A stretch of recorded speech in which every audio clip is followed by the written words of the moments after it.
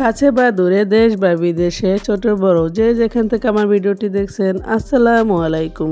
কেমন আছেন সবাই? আশা করি সবাই ভালো আছেন। আমিও আপনাদের দয়ায় আল্লাহ পাকের রহমতে ভালো আছি। তো চলে আসলাম প্রতিদিনকার মতো একটি রেসিপি ভিডিও নিয়ে।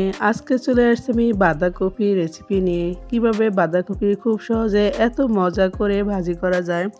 মাত্র একটি ডিম দিয়ে আমি আজকের বাঁধাকপিটি ভাজি করব। দেখবেন খেতে খুব বেশি মজা হবে ইনশাল্লাহ। তো আমি বাঁধাকপিটা নিয়ে নিলাম, আস্তে একটা বাঁধাকপি। তো এটাকে আমি ছোট ছোট করে কেটে নিব।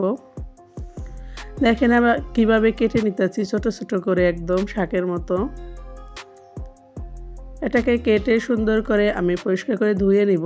তো কাটা আমার কমপ্লিট, এখন আমি ধুয়ে নিব এটাকে সুন্দর করে। যারাই আমার ভিডিওটি দেখা শুরু করছেন এখন একটা লাইক দেন, প্লিজ একটা লাইক দিয়ে নেবেন এবং অবশ্যই ফুল ভিডিও দেখে যাবেন। আর যারা নতুন বন্ধু আছেন এখন আমার চ্যানেলটি সাবস্ক্রাইব করেন নাই, প্লিজ কষ্ট করে চ্যানেলটি সাবস্ক্রাইব করে পাশে থাকা বেল আইকনটি অন করে দিবেন, যাতে আমি ভিডিও ছাড়ার সাথে সাথে আপনাদের কাছে পৌঁছে যায়। তো আমার বাঁধাকপিটা কিন্তু ধোয়া হয়ে গেছে, আমি ধুয়ে নিছি। এটাকে আমি একটু সিদ্ধ করে নিব, মানে একটু হালকা ভাপ দিয়ে নিব, কারণ হালকা ভাপ দিলে যে কাঁচা কাঁচা যে গন্ধটা আছে সেটা কিন্তু থাকে না। তো আমি এখন চলে আসলাম চুলায় একটা ফ্রাই প্যান নিয়ে। তো এখানে আমি সুন্দরভাবে বাঁধাকপিগুলো দিয়ে নিব।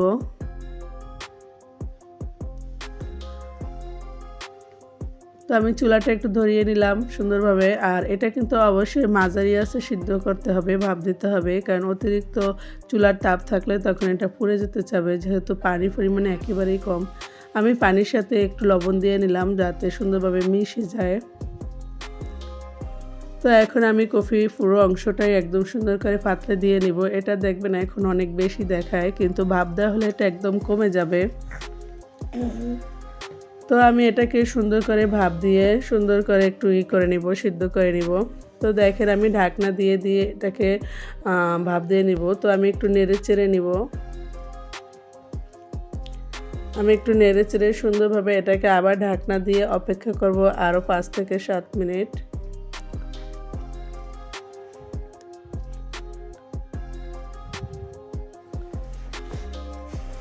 তো আমার ভাপ দেওয়া কিন্তু প্রায় হয়ে গেছে।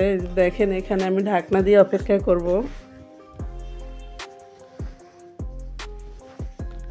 তো ভাপ দেওয়া হয়ে গেছে, আমি এটাকে একটু নামিয়ে নিব। এটা কিন্তু সামান্য পানি পানি আছে, কারণ পানি পানি থাকতে নামালে যখন আমি এটাকে মানে করব, ভাজি করব, বাগার দেব, বাগার বলতে যেটা বলি আমরা গ্রামাঞ্চলে। তো ওইটা দেওয়ার পরে দেখা যাবে কি এটা একদম সুন্দর পানিটা শুকিয়ে যাবে এবং সুন্দর তৈলটা একদম ভাজিটার ভিতরে ঢুকে যাবে, যাতে এটা খেতে খুব বেশি মজা লাগবে। তো আমি এখানে সরিষার তেলটা দিয়ে নিলাম, দিয়ে সুন্দরভাবে এটাকে আমি একটু হালকা ভাজা ভাজা করে নিব। পেঁয়াজ কুচি মরিচ কুচি দিয়ে নিয়েছি। আমি মরিচের পরিমাণটা একটু কম দিচ্ছি, কারণ আমার ছেলেরা খাবে, ওরা ছোট ছোট। আপনারা যারা যারা ঝাল খান যার যার পরিমাণ মতো ঝাল দিয়ে নেবেন, কারণ এই সমস্ত রান্না একটু ঝাল ঝাল ভালো লাগে। তো ভাজা পেঁয়াজটা এবং মরিচটা একটু ভাজা ভাজা হয়ে আসলে আমি একটা ডিম ভেঙে দিয়ে নিলাম। ডিমটাও আমি একটু ভাজা ভাজা করে নিব। একটু সময় নিয়ে একটু ডিমটা ভাজা ভাজা করলে একদম সুন্দর ভাজা ভাজা হয়ে যাবে।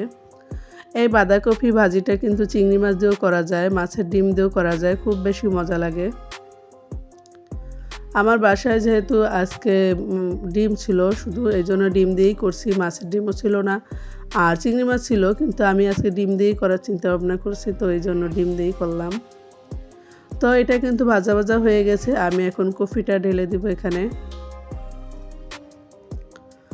তো কফিটা দিয়ে আমি সুন্দরভাবে নেড়েচেড়ে অপেক্ষা করব কিছুক্ষণ।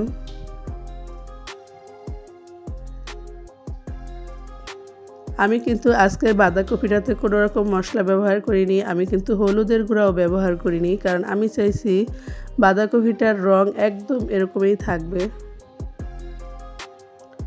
আর বাঁধাকপিতে আমি কিন্তু সচরাচর হলুদের গুঁড়া ব্যবহার করি না, আমার কাছে এরকমই খুব বেশি ভালো লাগে। তো আমার রান্নাটা কিন্তু প্রায় হয়ে গেছে। নিচে যে একটু হালকা পানি পানি আছে, এটা আমি এখন অপেক্ষা করব শুকিয়ে যাওয়া পর্যন্ত, ভাজা ভাজা হয়ে যাওয়া পর্যন্ত। তো তো দেখেন এই যে আমি নেড়ে চেড়ে নিতেছি, পানিটাও কিন্তু শুকিয়ে গেছে, এখন কিন্তু আর পানিটা নাই। একদম পারফেক্ট একটা রান্না হয়ে গেছে।